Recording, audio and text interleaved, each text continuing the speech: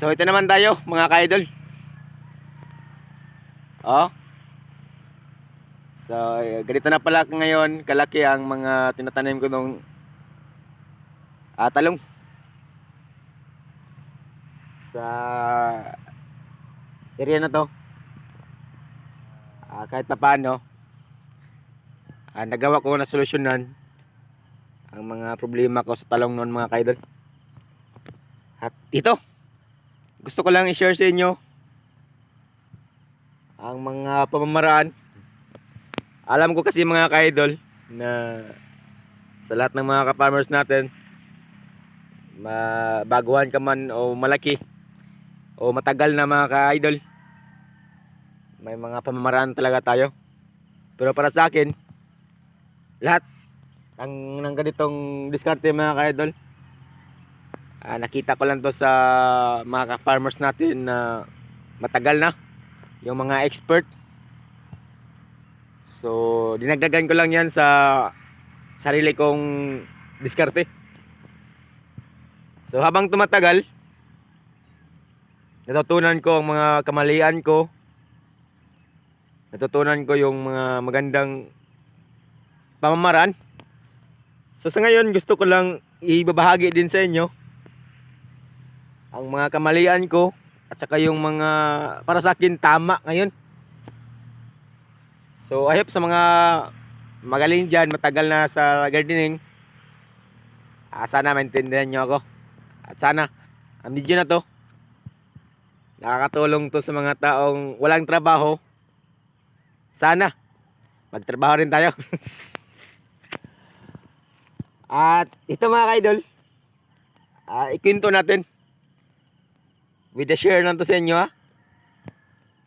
So ganito na po ang talong ko dito mga ka-idol. So nakita nyo ay nakaka-recover na talaga.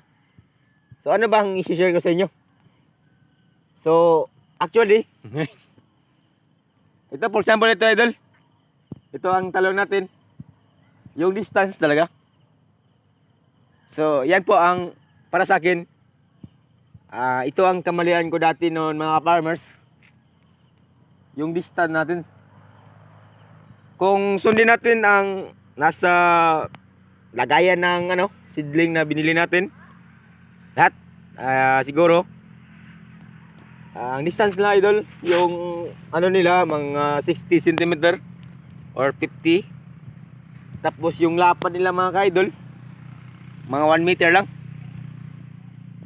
Okay naman yun kung sundin natin, nasa atin lang yun. Pero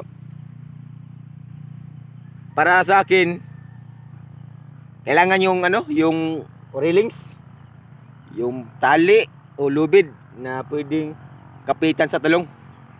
So okay yung 1 meter yung lapad.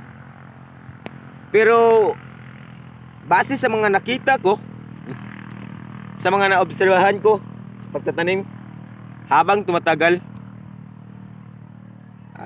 dati mga ka-idol, nasubukan ko rin yung ganun, nag-wipe pruning, tinatanggal ng ganito. So kung nakita nyo sa aking video mga ka-idol, ay yun, tinatanggal kong ganito. At naglalagay rin ako ng railings mga ka-idol, sinusunod ko. Okay siya kung normal yung panahon natin, diba? Okay yun.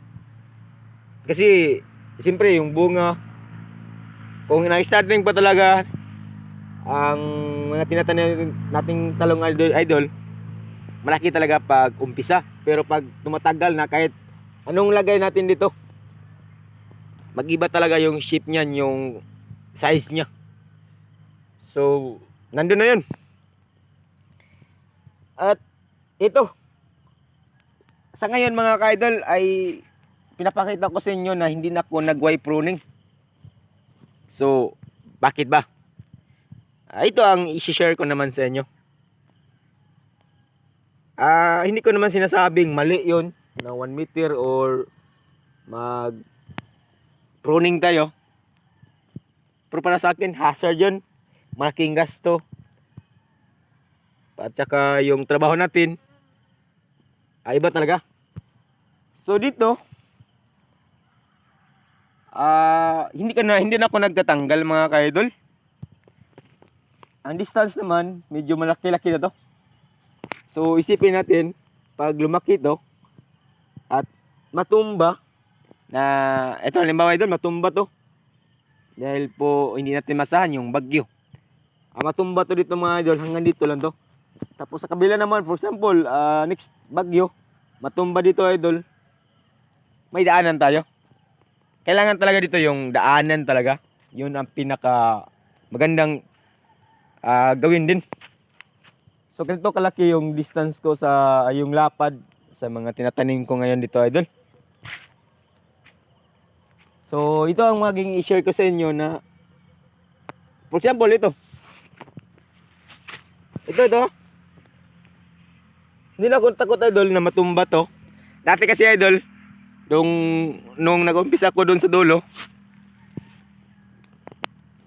yung bagyong Kaloy ata yun, malaking damage sa talong ko mga ka-idol. Dahil naglagay ako ng tali, tapos yun, hindi talaga makayanan ng tali pag malakas yung bagyo. So ang bagyo, natural lang yan. Dumadaan lang yan sa buhay mo. Pero babalik lang din yan, mawala rin yan pagdating sa panahon. So, for example, ito. Halimbawa, matumba to mga ka-idol at may mga sanga. So ang sanga niya ang maging pundasyon niya. So ito, ang talong talaga, tatayo rin yan. So yung sanga niya, naging pundasyon niya. So yung kasunod, yun po ang tatayo. Yun po ang kaibahan dyan. So dito sa sitaw ko mga ka-idol, nakaka-recover naman. So yun po ang gusto kong i-share din sa inyo. Na sipag lang ang kailangan dito. Sa gardening, okay na. May panggasto ka na. So ito, nag-start na po siya namumunga. So siguro next week, next month, makaka-income pa rin si Jones TV dito mga kaidol.